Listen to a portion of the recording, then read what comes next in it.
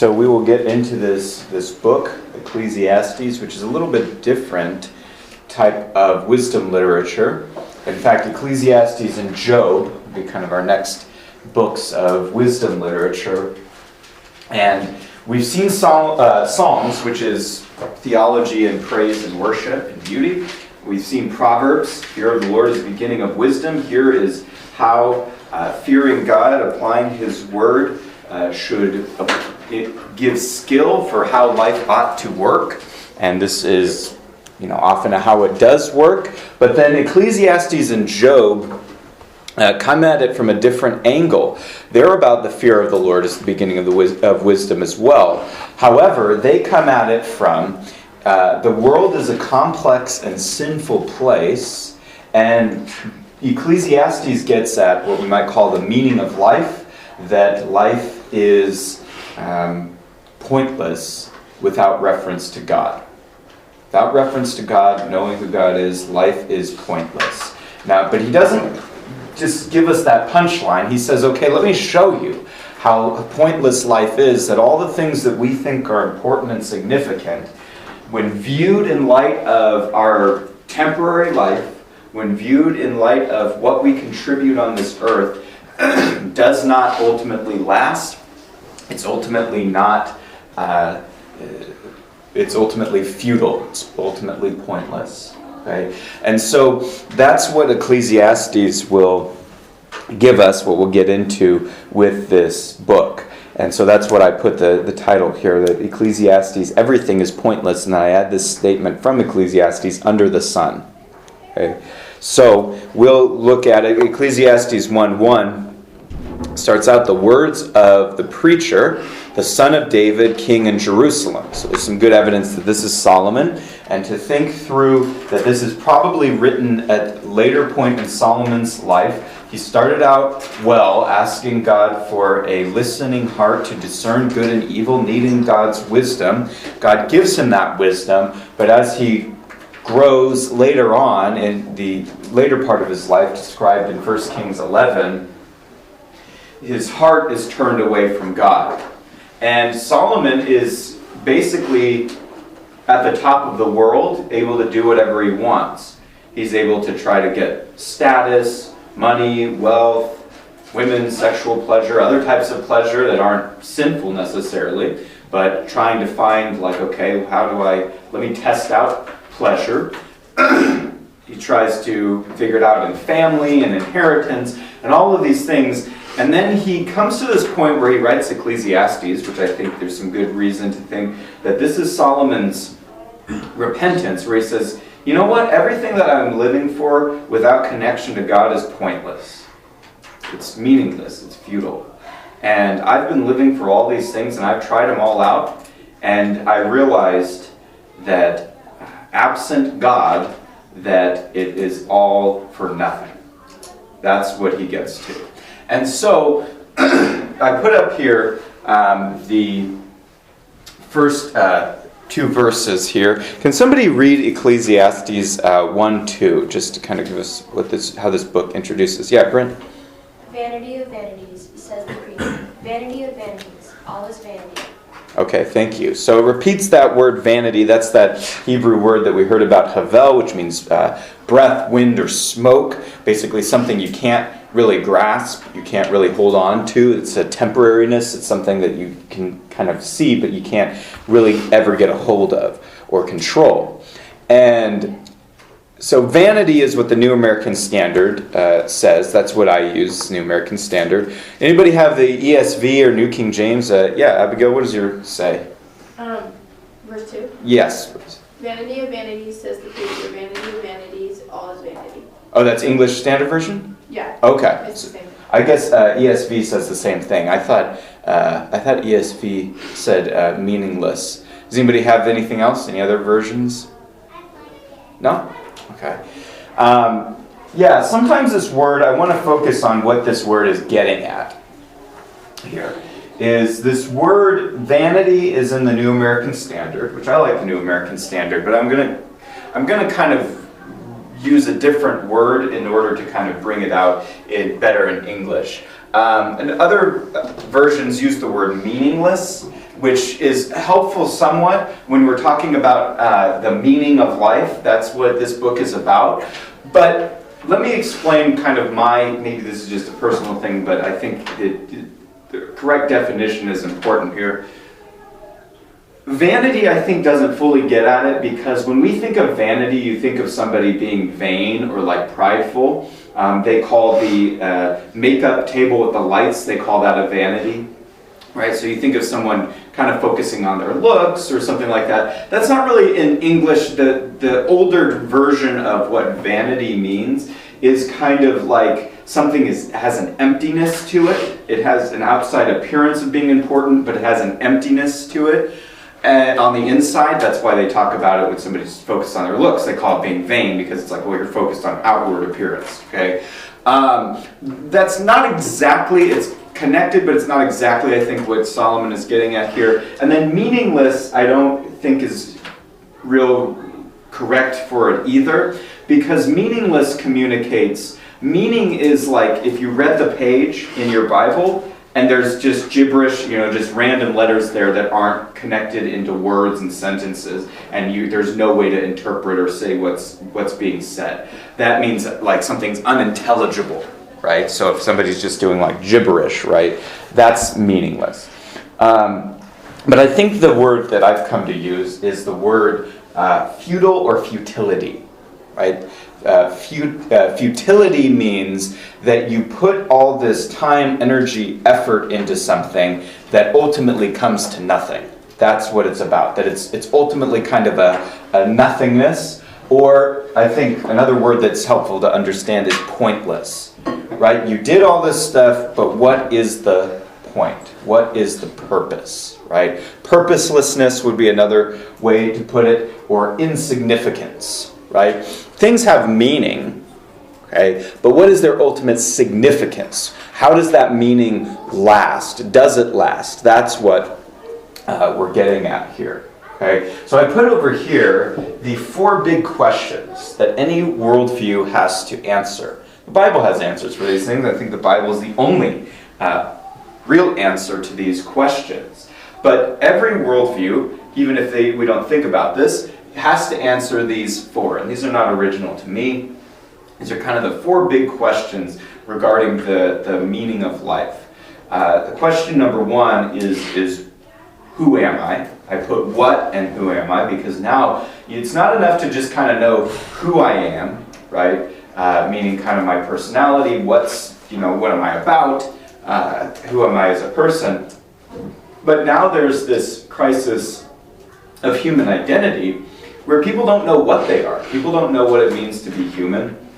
People don't know what it means to be created in God's image. People don't know what it means to be male and female. And so since it's so free-floating, we think that that's freedom, like, okay, I can be whatever I want. But in being whatever you want, you realize if I'm not defined by anything, I don't know who I am. And that breeds depression, anxiety, suicidal thoughts, things like this, because you're like, what is the point of my existence? So who am I? Number 2 is a question of origin. Where did I come from? I am now aware of my own existence. Okay, now I know I'm distinct from the rest of the world and other people. But where did I come from? What's my origin? Right? Number 3, even if I figure out where I came from, I have to figure out, why am I here now? What am I here? What's life really all about? I don't know if you guys, show's a little older, but it's on TV a lot. There's a show, Everybody Loves Raymond. You guys know Raymond? Okay.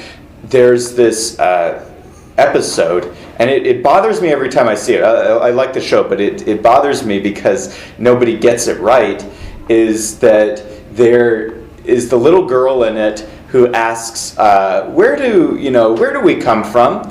And the dad and mom are like, okay, we're going to have to sit down and have a talk with her about like where babies come from. She's like, no, I understand that. That's mommy and daddy, they do something and that's where babies come from.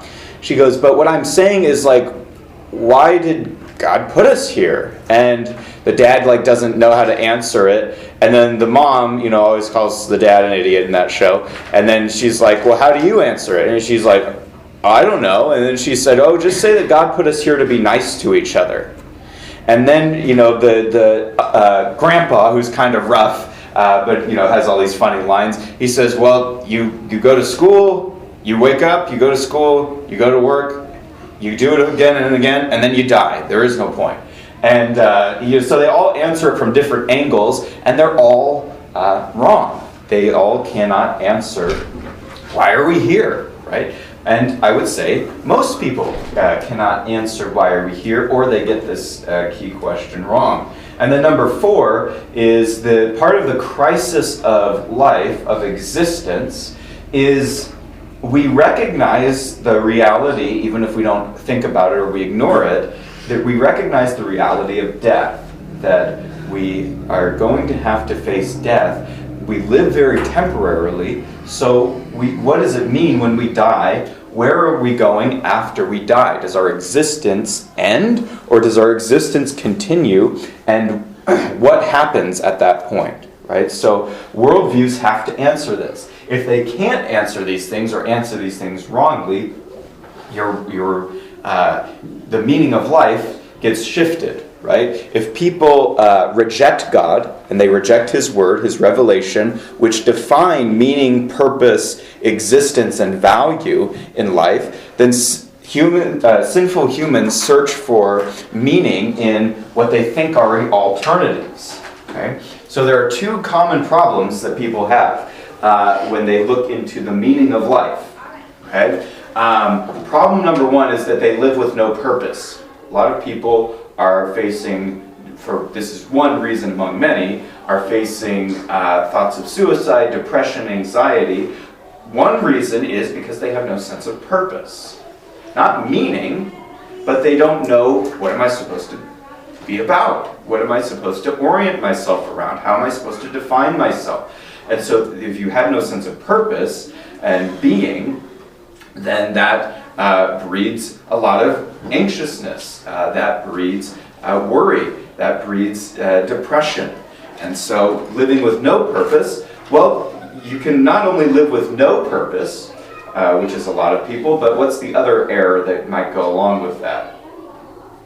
People live for a purpose, but it's what? But it's wrong. Yeah, it's the wrong purpose. People can be very committed, have a sense of mission, and even do things that may not be bad, they may be overall good, but they live for the wrong purpose, right? This could be another religion, a philosophy, an idea. This could be things like status, wealth, influence. It could even be things like fun or family, that people orient themselves around the wrong purpose. And that's where Solomon in Ecclesiastes says, okay, let me put that under the magnifying glass under the sun here for a minute and see what this is all about. And he says, well, really, if you live for that, it's pointless. And it's temporary, and it's going to be over. And so he says, so you think you're living for that purpose, but it really doesn't matter in the end. Okay? So people think they're contributing big significance to the world, but ultimately it's kind of like, who cares? In that sense. It doesn't last. All right. Another way to put this is 3 words here. Worldviews have to give origin, purpose, and destiny. I have to tell you where you came from. Origin, purpose, why you're here, what you're doing here, also where you come from, what you are, and then destiny, where am I going? What is my ultimate goal for existence? Right? So, and even many believers, we get off track in knowing kind of what our purpose is. Not just generally to be saved, but also what has God called me specifically to do, and then remembering that everything that I do in this life that's not ultimately for Christ and that God makes last won't last. Okay, so that's going to be important. Okay, so now let's look into this book a little bit and see how this plays out. Solomon starts, after he makes his statement that everything is pointless, futile, that it seems like it's a mystery, it's chasing after the wind.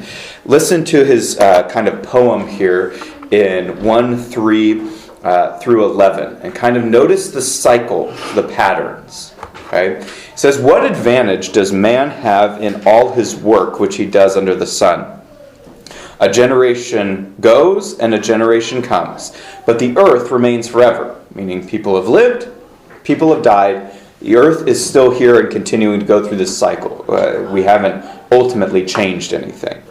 Okay, he says also, the sun rises, the sun sets, and hastening to its place it rises again, blowing toward the south, turning toward the north. The wind continues swirling along, and on its circular courses the wind returns. All rivers flow into the sea, yet the sea is not full. To the place where rivers flow, they flow again.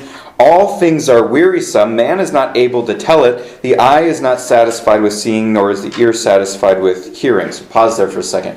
We're not going to experience all that there is to experience in the world. Mr. Porter? Yes.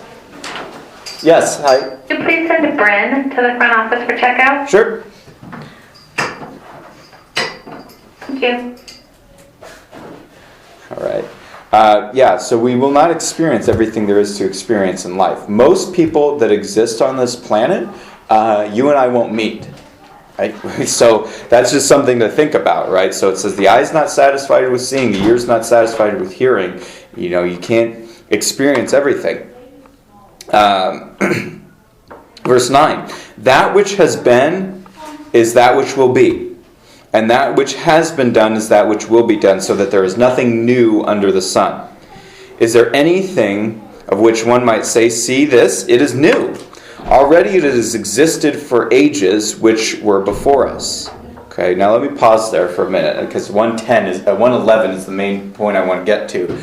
But 110 talks about there's nothing new under the sun. And you could say, well, wait a second. Solomon didn't have an iPhone. And that's true. He didn't know about airplanes. But what he's getting at is ultimately the same big questions of human existence are still the same big questions. The same kind of living of human life is still the living of human life. There's major changes, of technology, airplanes, iPhones, washing machines, all sorts of things that have changed the kind of technology of our existence, or saved us time or whatever, or been able to talk to somebody on FaceTime on the other side of the world for free. That wasn't doable before. But the truth is, we still are born, we still live, we still die, we still work in our lives, we have some grief, we have some joy, and then it's over and we have to face God, right? So there's this continual pattern of stuff that's going on. Now listen to 111. Okay, so look at Ecclesiastes 111. It says, there is no remembrance of earlier things, and also the later things which will occur, there will be for them no remembrance. Among those things, those who will come later still. So, okay, I'm going to say something. It's not to hurt your feelings, just to give us some perspective. Your great-great-grandchildren will not know your name or care about what happened in your life. Okay? And that's not because they don't like you. They won't know you. Just like you don't know your great-great-grandparents, right? Some of us may have known our great-grandparents. I knew my great-grandmother. She was 96 when she died. She grew up during the Depression. So I knew and care about some of her life. And I have a lot of the stories and her influence, and she was a believer. But I realized I can't communicate what was significant about her life really to anybody who didn't know her, right? And I didn't know her father. I know who he was, but you guys may get on Ancestry.com and look up people in your past, and you say, okay, well, this is cool, but you don't know them, right? Even if let me give you guys an example. Who was Secretary of State in 1893? You don't know. I mean, we could look it up. But see, somebody who got to that high point where they're talking with the president, all this stuff, we don't know. It's somebody can get to a very high position and have a lot of meaning in their life, significance, things going on, but we're kind of we have no idea kind of what their life was like, right? We study these things in history and stuff, but it's what he's getting at here is, look, most things that we do, say, think are not going to be remembered. Just like we don't know most people on this earth, we don't know what they said, they thought, and after they died, we don't remember them, right? So that's something to think about. Yeah. Oh, can I go to the back? Yeah, that's fine. And so that's what Solomon says here is he first, okay, so this is the point I wrote on the board, was he points out purposeless monotony. Purposeless monotony. Monotony is kind of like the same cycle just keeps happening over and over again. And you guys experience this as well. You get up, you go to school, you hang out with friends, you go to classes, you do sports, you do extracurriculars, you do choir, you do these other things. And then as the weeks and months go on, you're doing kind of the same deal, right? Things change, you go into summer, but you're kind of going on in this, not quite the same, but very similar cycles. And if we don't look at life, we kind of think, okay, what's a really big deal to me is always going to be a big deal. And it just won't be. For example, and I'm glad for this actually, what was a big deal to me that I was really worried about, 8 months ago, it's not a big deal to me now. And I'm glad for that, but it's like I thought it was so important at the time, and now, it doesn't mean it was unimportant. It just meant that I didn't understand it in its larger picture of what, the big picture of life. And so Solomon warns there's not going to be this remembrance. So what is life all about if everything is not going to last, everything is not going to be remembered? Okay, so that's why he wants us to look at life here and the lens that he wants us to focus on. But he also says, look, even if you're living for certain things, human activity and wisdom, which he's about wisdom, the fear of the Lord is the beginning of wisdom, but he says, look, even these have an aspect of futility and pointlessness to them. If you just are really busy, and just kind of for the sake of busyness, he says that's pointless. If you and I just get a lot of knowledge and we kind of figure out things about the world, he says, well, guess what? That can be pointless too, unless you're using it in the way that God wants us to. Listen to Ecclesiastes 1:12. Okay, Ecclesiastes 1:12 here. It says, I, the preacher, have been king over Israel in Jerusalem. And I set my mind to seek and explore wisdom concerning all that has been done under heaven. So he says, look, I really thought about this stuff, and I'm really applying my mind to wisdom and these problems of life. And so he says, here's what I came to. He says, in 1:13, it is a grievous task which God has given the sons of men to be afflicted with. Now he's not saying God has done anything wrong, but he says, wow, in this world, without knowing God, God's really given human beings a grievous task, a task that involves a lot of grief.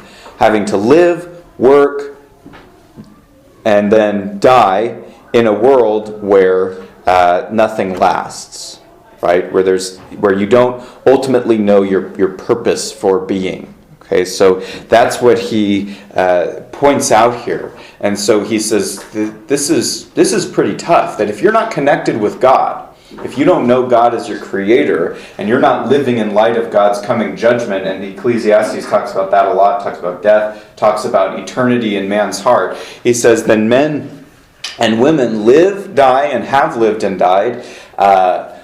Their lives are temporary, what they built didn't last, and then they face God. And they either face God in an eternity where they are saved, or they face God in an eternity where they are judged. Okay, so, and whatever they enjoyed on this earth is over. Whatever they suffered on this earth is over, and now they meet God. Okay, so he says that's pretty rough, but that's kind of what we need is to wake us up to this. Three words or phrases you have to know the book of Ecclesiastes. Okay, Ecclesiastes 1:14. Can somebody read that for us? Ecclesiastes 1:14. Yeah, Abigail. I have seen everything that is done under the sun, and behold, all is vanity and is striving after the wind. Okay, so three kind of words or phrases that we need to know there to rightly get at what Ecclesiastes is saying. And so all three of those are in this one verse. He says, I've looked at everything under the sun. Okay, so Little Mermaid has, under the sea. Okay, Solomon has under the sun. Okay, so keep that, in mind. So his is a little darker focus. So he's saying everything on this level, this world. Okay, so he says, ultimately it's beyond the sun. It's God who gives meaning, purpose, value. But he says everything down here, you look at it hard enough, you realize this is all pointless. This all has no meaning. This is all not going to last. And so he says, you look at it that way, absent God, it's all vanity. It's all futility. It's all striving after the wind. Okay, so he says it's empty when you try to catch it, but you never can. That's the striving after the wind part. You guys can try this day. Feel the wind going by, try to chase after it and grab onto it. Right. This is kind of like, and this is that word havel in Hebrew, which is like breath or smoke or vapor. What the idea here is kind of like if you blew like a soap bubble, like when you're a kid, and you blow a bubble, and that bubble's there, and it's like fun, people like it, and then it pops, right, and it's gone. You don't know where the bubble was; it's not there anymore. I remember one time as a kid, I was blowing bubbles, and they would pop, and stuff. And my dog would. Did your dog try to eat the bubbles? Did you guys ever have this? Or your dog try to eat them? So we liked that. And it's a fun memory. And I blew these bubbles, and this one, I was like 5, and it floated over the fence, and I didn't see it pop. And for a few years, I thought, that bubble's probably still out there somewhere, like floating around. But, it occurred to me that it probably didn't last. I just didn't see it pop. And so I guess it could still be out there somewhere, but that's what the idea is that time and everything we do is kind of like that soap bubble. Like even if you have kind of a fun moment that you're really enjoying, that's great, but then it comes to an end. You guys have also experienced, you've been in times, and so have I, where you've been in places where you're just bored to tears and it feels like you're never going to get out of there. Well, you're not there now, and so you move on from these things, right? So these times come to an end. Okay, so we'll get into next time. We're going to talk about kind of the problem of human wisdom and human knowledge. You can look at that in 1:18, really 1:16 through 18, where Solomon said, "Okay, I'm going to try to make my life all about wisdom." Okay, great. Wisest man in the Bible besides Jesus. But here's what he realized. The more you know, the more pain you have, because the more you know, the wiser you are, the more problems you see with the world, and you see people's inability or unwillingness to handle those problems correctly, right? So knowing more does not always help, okay, is what Solomon gets at. He says, with much knowledge, much grief, right? Because let me put it in a kind of lower level way, the more you know, the more you see how stupid people really are. Right? Isn't that fair? Is that true? That it's not to be mean like I'm calling names. I'm saying you see how stupid life can be, and you get frustrated because the more you know, you're kind of like, well, now I have to deal with this, right? So, okay. A few other things I want to finish up with here. Let me just tell you guys a story about kind of it's a true story of kind of identifying purpose and meaning in the wrong way. My dad used to work for Nestle, which is the food and used to be candy company. But he's retired now, so he's a businessman, successful in that way. And he worked with a lot of people, and he had a great opportunity to witness to people at work, shared the gospel with a lot of people, and they knew him as a Christian, as a hard worker, great reputation, all that, being the case. So that's awesome. He was talking with some people at his work one time, and his boss, I think was one of his bosses, or was a coworker. And she was a very nice lady, so this story is not against her in that way. But she was sharing that she was doing something very nice. She was trying to help out, I think, some like foster youth or something. She was working with young people to try to help them, give them a sense of purpose, this and that. And she's donating her time to it. She's not a believer, but she's donating her time, money, resources to help out. And it's like, that's very nice. And she was saying, and she actually made a very perceptive point. She was saying to this group that included my dad while they're having lunch that, you know, these kids really do better when they believe in something and recognize something bigger than themselves that really helps kind of ground them, orient them, and helps them be better off than they would otherwise be. And what she's recognizing there is true, that we are created in God's image. We're meant to be worshipers, and to the extent that we don't worship God, we will worship other things. And we are in rebellion against God until we repent and worship our Creator, which is what we're made to do. And so that's what Romans 1 talks about. So she identified that. But she went to not the direction of people living with no purpose. She went to people living for the wrong purpose. And so she said, look, I just try to get them to believe in something, to worship something, and to believe in something greater than themselves. And this is what she said. She says, even if it's the trash can, I try to get them to, focus on that and get greater meaning from that.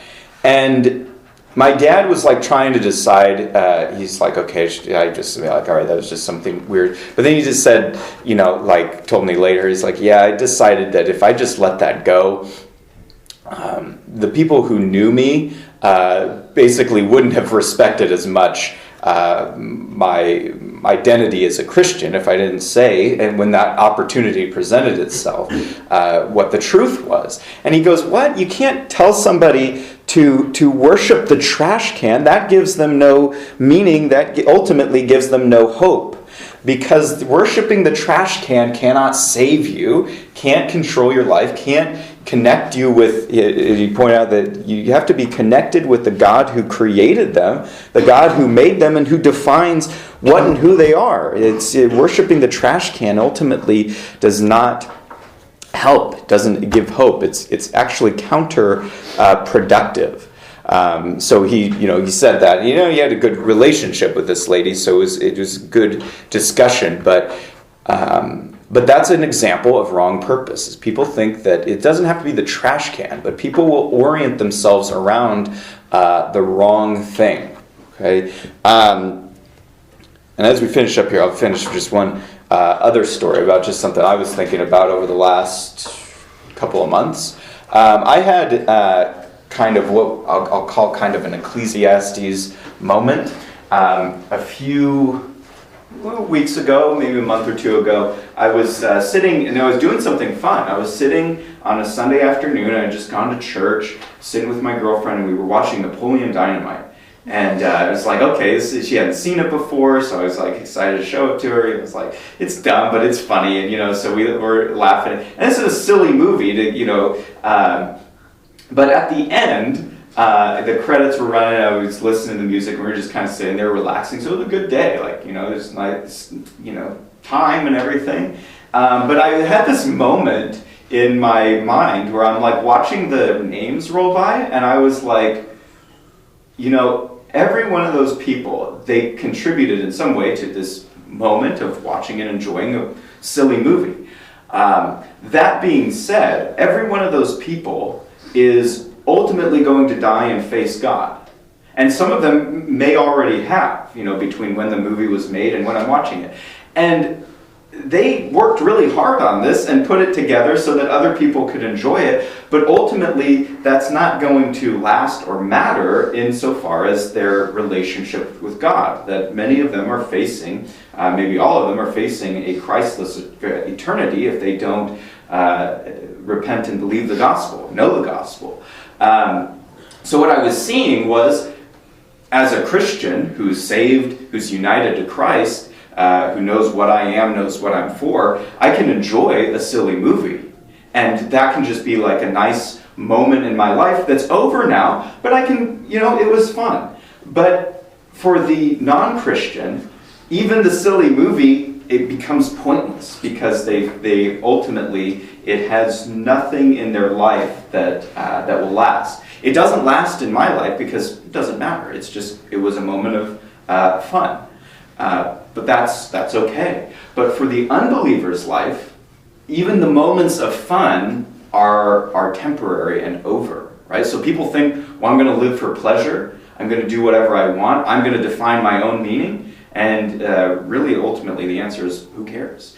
You and I defining our own meaning is pointless. We don't get to define our own meaning. Our meaning comes from who God is and our relationship to Him, and the fact that God is going to bring justice and judge everything, which is how Ecclesiastes ends. So eternity is in our hearts. And so that's what this book does for us. Is sometimes people call the book of Ecclesiastes depressing. I don't think depressing is the right word. I think the right word for Ecclesiastes is sobering. That it says, you and I need to wake up and orient our lives around the things that really matter, and only the things that God says matters actually matter in the end. And then that gives order to everything else in our lives, right? Fun, enjoyment, sadness, everything else comes into that framework and that grid. But if you don't know God, everything else becomes pointless.